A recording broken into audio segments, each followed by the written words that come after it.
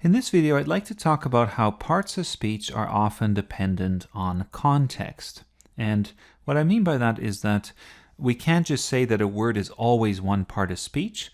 Often a particular word may be different parts of speech depending on where it is in the sentence and what it is doing.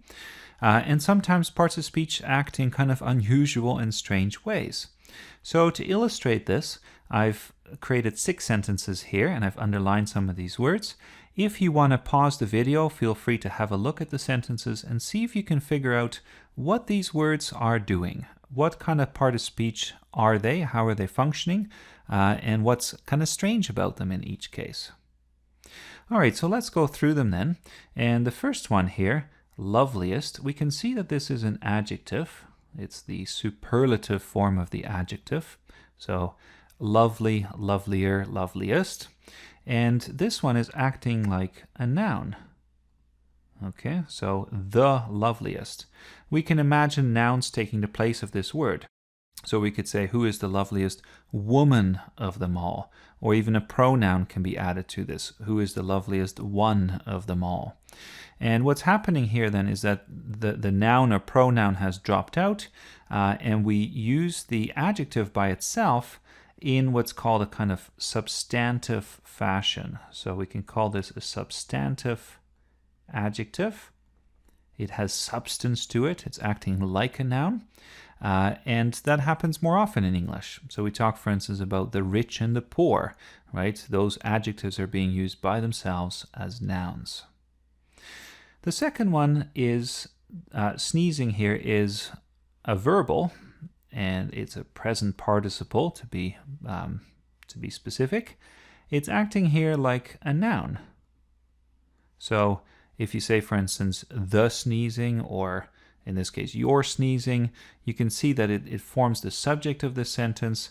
It has a verb that goes with it, right? What kind of, or what makes me laugh? You're sneezing. And so in this case, sneezing is a verbal, it acts like a noun, and when that happens, we call this a gerund. So a gerund. What you can see then is that our first 2 examples both have an unusual way to create a noun. In our last 4 examples here, we're going to see different ways to create adjectives, and I'll run through these quite quickly. So in the first case, we have nouns acting like adjectives. We have the word club, which is our noun, and then what kind of club? John Grisham Fan Club. So all of these words here, they're acting like adjectives. Okay. The next one, borrowed scarf. So scarf is our noun here.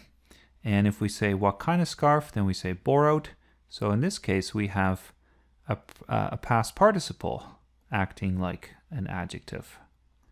A past participle is a kind of verbal, and here it's acting like an adjective. One thing to point out as well, just looking back at a bunch of these sentences, often we use pronouns as adjectives too. So we have the word her, this, and your, and all of these are acting like adjectives. That's a very common thing for pronouns to do. Then we have the word stink here in number 5, and this describes bomb. So even though stink is usually either a verb, as in I stink or you stink, or it is a noun, the stink. We don't say that too often. In this case, it's a noun that's acting like an adjective. So what kind of bomb? A stink bomb. And the last one, we have the word in, which is normally a preposition, but it seems to be acting a bit like an adjective here. What kind of crowd? The in crowd. And that's certainly an unusual thing for a preposition to do.